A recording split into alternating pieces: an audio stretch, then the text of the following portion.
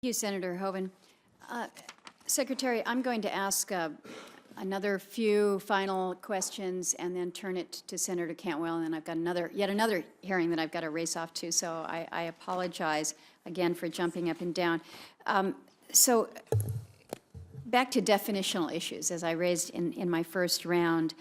Clean energy, clean, is referenced frequently in the budget response in terms of R&D, innovation, and goals. Within DOE's definition of clean energy, do you include hydropower?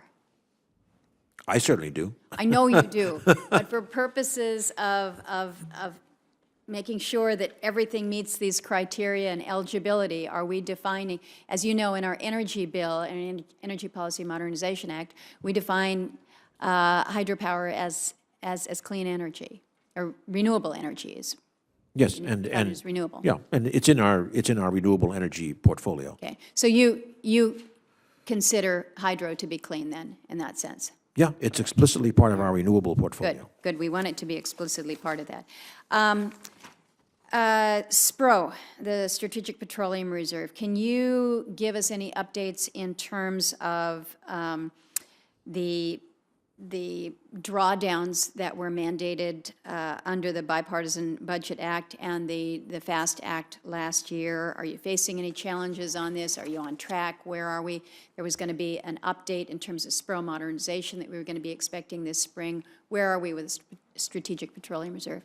Yes, to be honest, I certainly don't anticipate any drawdowns this year in terms of the FAST Act, but on the SPRO modernization, the report is due in May. We are trying to accelerate that as best we can, and to have that accompanied by a budget amendment that would start us moving, at least on the first tranche of the modernization.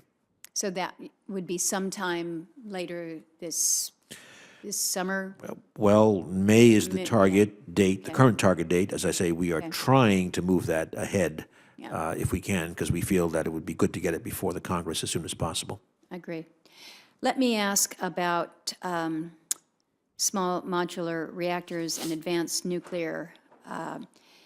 You have spoke often about the necessity of including nuclear energy in the portfolio of clean energy technology. Absolutely agree.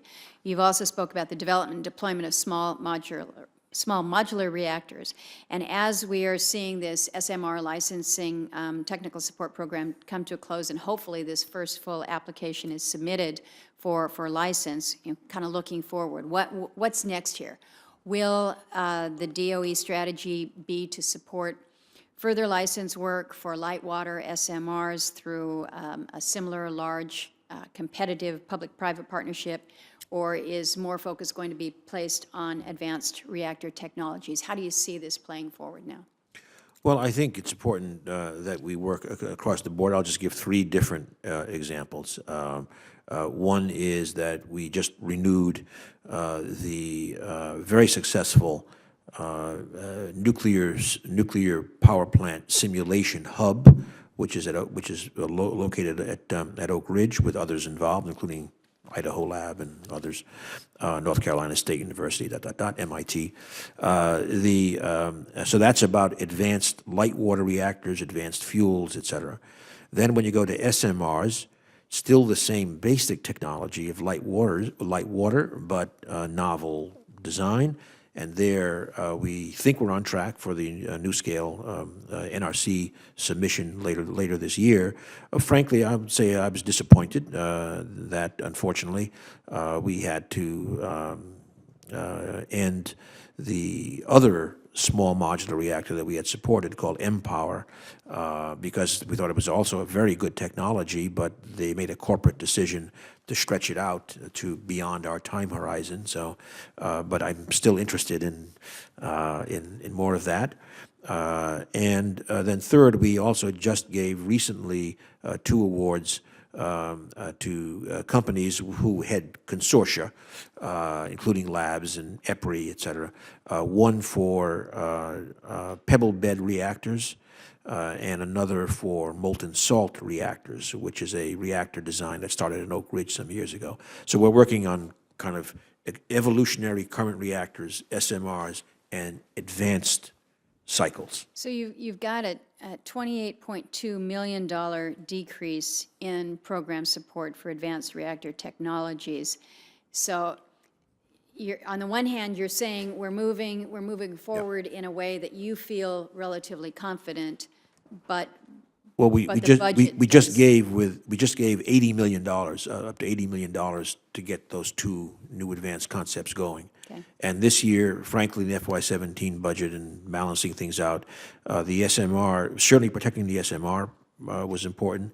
And secondly, really trying to launch, well, we did launch this year. We are launching now, but to pick up the whole consent-based process for the back end. Right. Because that remains extremely important to us. And we hope with the FY17 money, especially on interim storage, that we'll be able to move to community grants for those places that have serious interest. Well, of course, we've been working with you on that, along with Senator Alexander and Senator